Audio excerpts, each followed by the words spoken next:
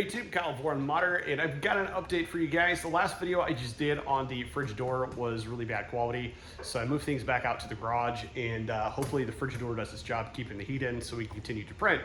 So anyway, let's dive into upcoming video series that I have a lot of requests to do, so we're going to go ahead and do it. So let's talk about a few things. One, let's just observe how awesome this Frigidor mod is, and eventually all parts are going to be matching. We're actually doing a three-tone color. We're going to be using this black ASA, which is more of a charcoal color, which mixes really nice with the silver and black that's in there. Or, I'm sorry, silver and green that's in there. It's going to look awesome. Even got the back cover for replacing that guy. So, pretty stoked about that. Excited to get everything installed and working and everything. Frigidor's working pretty good. I'm pretty excited about it. Anyway, let's talk about some updates.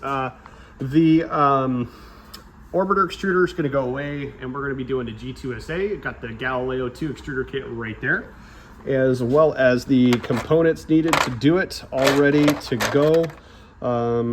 Even that. Now, if you're wondering how I was able to put my logo on this part, I reverse engineered it from the STL. I'm a mechanical engineer. It's kind of what I get paid to do anyway, so it was pretty easy. So, upcoming video series. So, this is going to relate to a lot of machines. So the Trident's what we're going to be doing most of the stuff on. I need to show you guys how, one, to properly install your belts, get them tight and everything to make sure your gantry's not racked, as well as adjusting the belts for belt frequency, doing this kind of crap and whatnot, where to place your phone and all that. We're also going to be going over setting up the G2SA, different extruders as well. We're going to be talking about the correct numbers to put in there for the different extruder combinations that are out there, including stealth burner and afterburner. And we're going to talk about why leaving those alone is so important and how to tune things out. So the new way that we're doing and discovered has really not doing E-steps anymore, and we'll show you how to get the most flow and highest quality parts. I mean, my parts turn out great, so I'm not really complaining about it. They are dimensionally accurate, which is the most exciting part of that accuracy, considering the speed I do as well on my printer. I also have the upgraded, well, we're ditching the Ramas and Clees and going with my chunky alpacas, so we'll install those as well on camera. We're going to go through the whole tuning process, also installing the new Clippian that has a spectral chart and how to read it, all that stuff. We're going to install it on mainsail for the Trident. The Trident is going to run mainsail exclusively. Now, my 2.4, I run both fluid and mainsail, but mainsail, I'm starting to learn, just has a lot more ease of life things, and fluid has more things for most people that you just don't need, right? For me, you know, it's a little different story, but for most people, mainsail is a good bet. So we need to show you guys what programs you need to install and how to do all those things. There's also a little SSH component to this as well, and so we'll do all that part of the series for this guy. We also want to do belt shaping, explain to you how to adjust. If we adjust this guy, what happens to this guy, and vice versa to get things dialed in. We're also going to touch on rotational distance to keep the accuracy based on the belt, as well as the Z height for rotational distance. It is the same on a V0 switch wire, ender wire, Trident, and 2.4. So it really makes no difference. So that's a few things we're going to touch on in that series, as well as input shaping, how to read it, how to fix things, what do these things mean, all of that. We're going to go through it all. Why not? If you guys want to have good quality speed demons, I'm going to help you do it.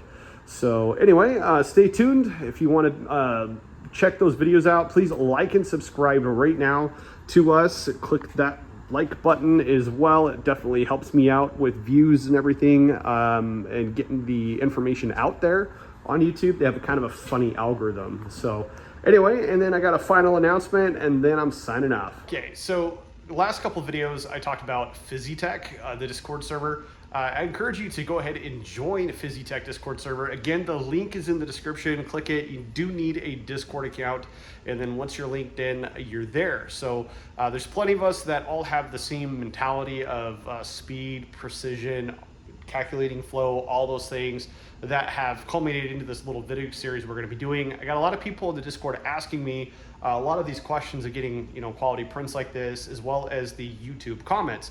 So I'm going to share my tips and tricks and share them with you. And this video series, I hope, is going to help everybody with those things. It gives me something to do. It's exciting, and it kind of helps force me to finish the Trident so we can get this thing up and running. Anyway, one last announcement. West 3D is launching a new filament. It's their in-house filament called Ambrosia filament.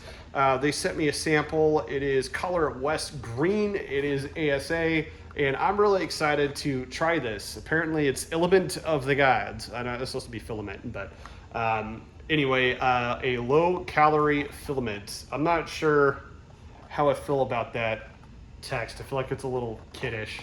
Sorry, Dan, it just kind of feels that way. But cool marketing, cool box and everything. I think it's cool. Definitely, you know, Beaverton, Oregon, all that. Ambrosia filament must be the new name or label they're using over there. But this is pretty cool stuff. I'm excited to open the box with you guys, do a little unboxing, and then I got to find something to print with it. Something funky, something a little different. So we'll have to do that upcoming. So, but anyway, west3d.com. Again, if you're ordering stuff, make sure to use my discount code, the Voron Modder, all one word, for a sweet discount at checkout. It is limit 1 use per customer, and that's just the way it is. If they gave everybody discounts every purchase, they wouldn't make money. They couldn't offer cool things like this new filament, as well as kits like this from LDO, the Clicky Clack Fridge Mod. I'm just gonna call it the Fridge Mod, because I mean, really, it makes my Easy Bake Voron into a literally Easy Bake oven. This thing is cool. I do like being able to open it. I can now film in here without this door hitting me in the head or the ass, which is nice. And then just slam it shut. That is so cool. Set it, forget it. So anyway, again, like and subscribe, and we will see you on the next video.